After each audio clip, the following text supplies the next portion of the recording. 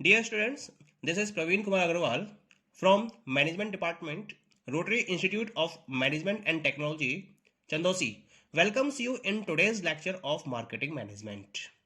In today's lecture, we will discuss the topic Core Concept of Marketing. हमें इस topic में study करना है मार्केटिंग के कोर कॉन्सेप्ट क्या क्या है. ठीक है, let us come to the topic. Philip Kotler defines modern marketing as marketing is social and managerial process by which individuals and groups obtain what they need and want through creating and exchanging product and value with other. Philip Kotler ने modern marketing को define करते हुए कहा कि marketing एक social और managerial process है जिसके थ्रू इंडिविजुअल्स या फिर ग्रुप्स में जो सोसाइटी पर्सन्स हैं वो चाहते हैं, जो उनकी नीड होती है, जो उनकी वांट होती है, उसको वो ऑब्टेन करते हैं. किस तरीके से? By creating and exchanging product and value with other. तो इन्होंने इस तरह से मॉडर्न मार्केटिंग को डिफाइन किया था. अब जब हम कोर कॉन्सेप्ट की बात करते हैं तो फिलिप कॉटलर ने इसी डेफिनेशन को ध्यान में रखते हुए इसी में से मार्केटिंग के कोर कॉन्सेप्ट्स को डिफाइन किया था. तो क्या क्या कोर कॉन्सेप्ट्स हैं? Just have a look over this particular chart. इसमें मैंने मार्केटिंग के कोर कॉन्सेप्ट्स को डिफाइन कर रखा है. क्या क्या कोर कॉन्सेप्ट्स हैं?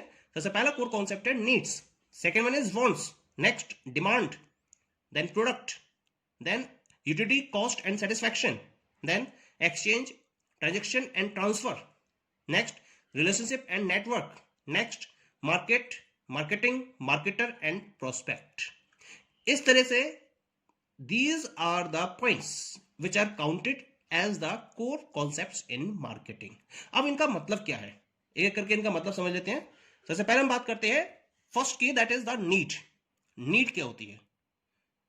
मार्केट में अगर हम मार्केटिंग एक्टिविटीज को फॉलो करना चाहते हैं तो उसके लिए अनमेट नीड का एग्जिस्टेंस होना जरूरी है. अगर मार्केट में अनमेट नीड्स नहीं है तो मार्केटिंग एक्टिविटीज को परफॉर्म करने का कोई भी चांस नहीं मिलेगा. Marketing tries to satisfy needs of consumers. Human needs are the state of felt deprivation of some basic satisfaction. हम जब किसी पर्टिकुलर सेटिस्फैक्शन की सर्च में होते हैं तब हम क्या करते हैं? नीड्स को क्रिएट करते हैं. नीड क्या है? ये एक स्टेट ऑफ माइंड होती है जो हमारी लैकनेस सिचुएशन को शो करता है. यानी कि जब हमें कोई चीज नहीं मिलती है या हमें किसी चीज की नेसेसिटी होती है और हमें उसकी कमी महसूस होती है तो माइंड में एक साइकोलॉजिकल टेंशन क्रिएट होती है और उस साइकोलॉजिकल टेंशन के बेसिस पर नीड का क्रिएशन होता है और उस नीड को फुलफिल करने के लिए हमें प्रोडक्ट की रिक्वायरमेंट होती है. तो नीड कुल मिला के एक साइकोलॉजिकल टेंशन है जो हमारी लैकनेस सिचुएशन को रिप्रेजेंट करती है.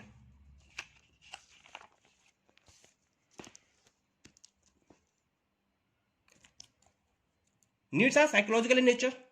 जैसे पीपल रिक्वायर, लोगों को फूड की रिक्वायरमेंट है, शेल्टर की रिक्वायरमेंट है, क्लॉथिंग की रिक्वायरमेंट है, एस्टीम, बिलोंगिंग एंड लाइकवाइज. ये सारी रिक्वायरमेंट्स होती हैं. ये सब क्या होती हैं? These all are the physiological needs. एक बात ध्यान रखिए, नीड्स को कभी भी क्रिएट नहीं किया जाता है, वो ऑटोमेटिकली ह्यूमन बीइंग में प्री एग्जिस्टेंट होती हैं.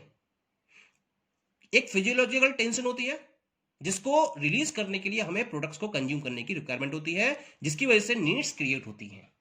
तो नीड्स एग्जिस्ट करती हैं, प्री एग्जिस्ट करती है ह्यूमन बीइंग्स के अंदर. That is the point. तो फिर क्रिएशन किस चीज का होता है? क्रिएशन होता है वांट्स का. This is the second point. Wants are the options to satisfy a specific need. यानी कि हमारी नीड को कंप्लीट करने के लिए जो मार्केट में ऑप्शंस अवेलेबल होते हैं वो हमारी वांट्स को डिफाइन करते हैं. They are desire for specific satisfier to meet specific need. किसी स्पेसिफिक नीड को कंप्लीट करने के लिए जो स्पेसिफिक सेटिस्फायर्स होते हैं वो हमारी वांट कहलाते हैं. जैसे एग्जांपल लेके चलते हैं. फूड क्या है? फूड हमारी नीड है जिसको हम डिफरेंट वैरायटी ऑफ वेज में सेटिस्फाई कर सकते हैं. जैसे हम स्वीट कंज्यूम कर सकते हैं, ब्रेड कंज्यूम कर सकते हैं, राइस, पफ या और बहुत सारे प्रोडक्ट्स है मार्केट में, फूड प्रोडक्ट्स हैं जिनको हम कंज्यूम करके अपनी हंगर को दूर कर सकते हैं. ये जितने भी ऑप्शंस हैं इन ऑप्शंस को हम कहते हैं wants. In fact every need can be satisfied by using different options. तो these options are known as wants. Maximum satisfaction of consumer need depends upon availability of better options. जितने बेटर ऑप्शंस अवेलेबल होंगे उतना ही ज्यादा satisfaction consumer के लिए available होगा. Needs तो limited होती हैं, लेकिन वांट्स क्या होती है, बहुत सारी होती हैं. हर एक पर्टिकुलर नीड के लिए बहुत सारी वांट्स अवेलेबल है. मार्केटर्स क्या करते हैं, मार्केटर्स आपकी वांट्स को तो इन्फ्लुएंस कर सकते हैं, लेकिन आपकी नीड को इन्फ्लुएंस नहीं कर सकते. उनका कॉन्सेंट्रेशन होता है वांट्स को क्रिएट करना और वांट्स को सेटिस्फाई करना, ना कि नीड्स को क्रिएट करना. नीड्स प्री एग्जिस्ट होती हैं, वांट्स को क्रिएट किया जाता है और उनको ही सेटिस्फाइड किया जा सकता है. Okay, now come to the third core concept. The third core concept is demand. Demand क्या होती है? मुझे एक पर्टिकुलर प्रोडक्ट की रिक्वायरमेंट है, तो क्या मैं उसकी डिमांड क्रिएट कर रहा हूं? नो. डिमांड को क्रिएट करने के लिए मुझे 3 कंडीशंस को फुलफिल करना पड़ेगा. क्या क्या कंडीशंस है? Desire to purchase, ability to purchase and willingness to purchase.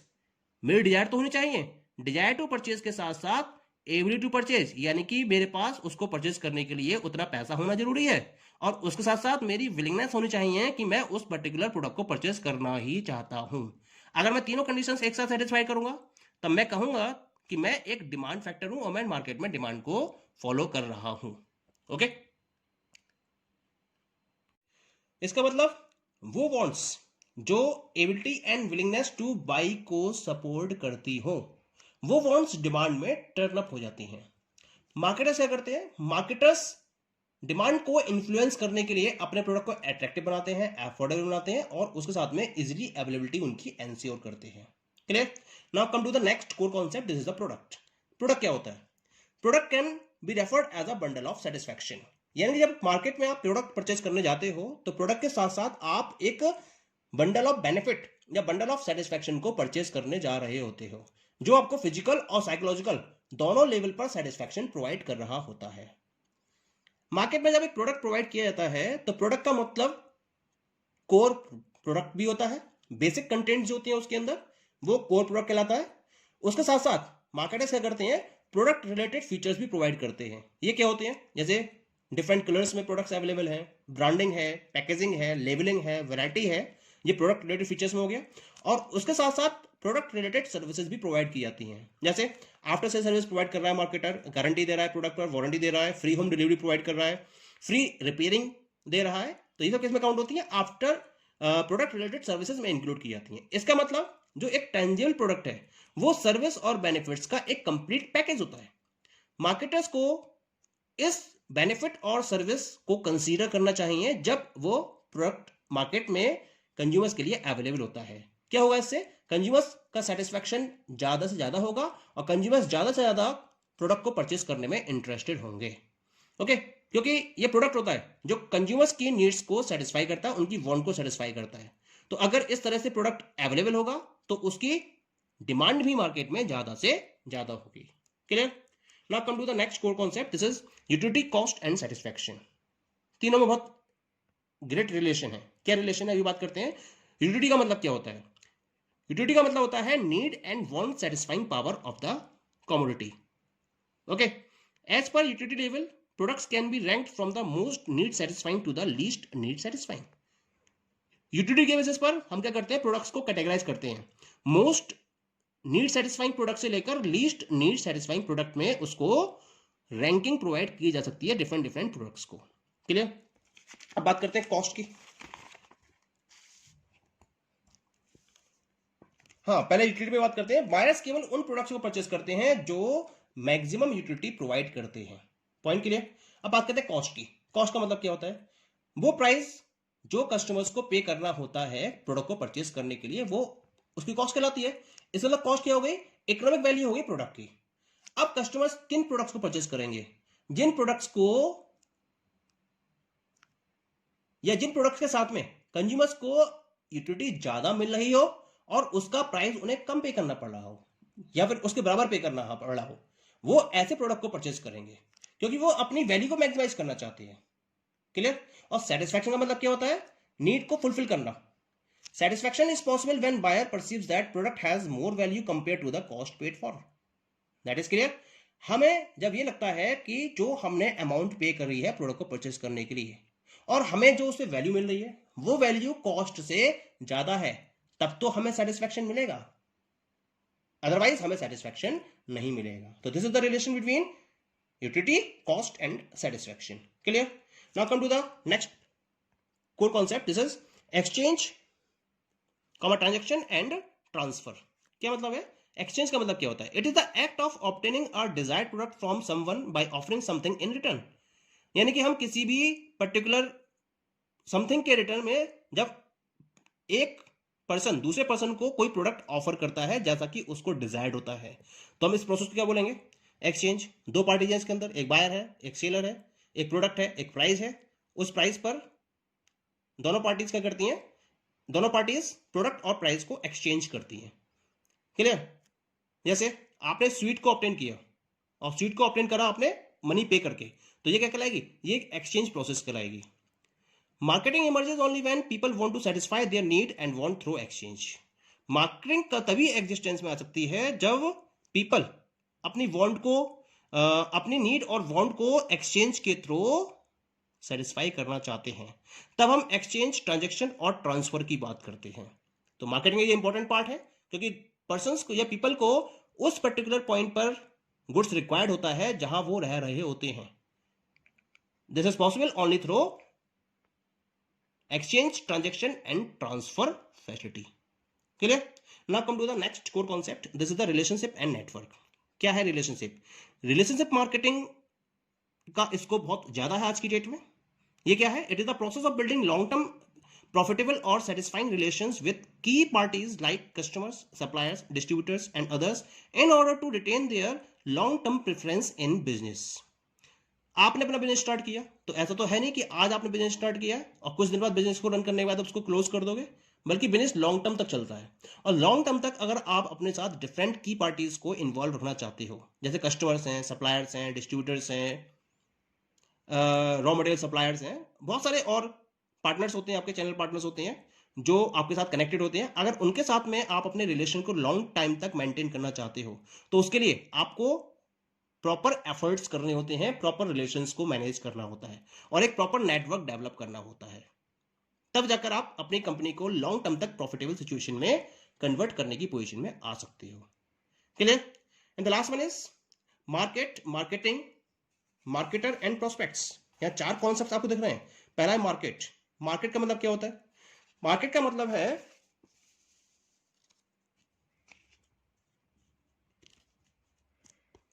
a market consists of all potential customer sharing a particular need or want who might be willing and able to engage in exchange to satisfy this need or want.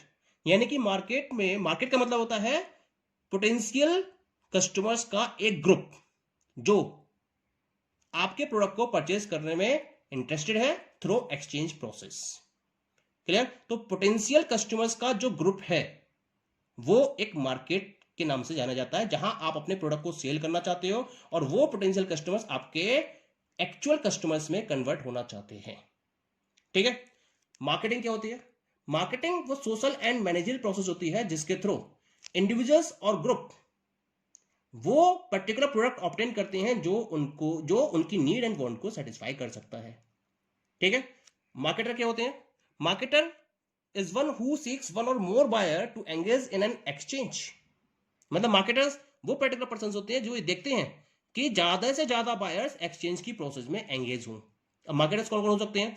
Sellers marketer हो सकते हैं, कोई company marketer हो सकती है, कोई business firm marketer हो सकती है, कोई ट्रेडिंग फर्म मार्केटर हो सकती है, कोई भी बिजनेस यूनिट मार्केटर हो सकती है. क्लियर? और last one is prospect. Prospect का मतलब क्या है?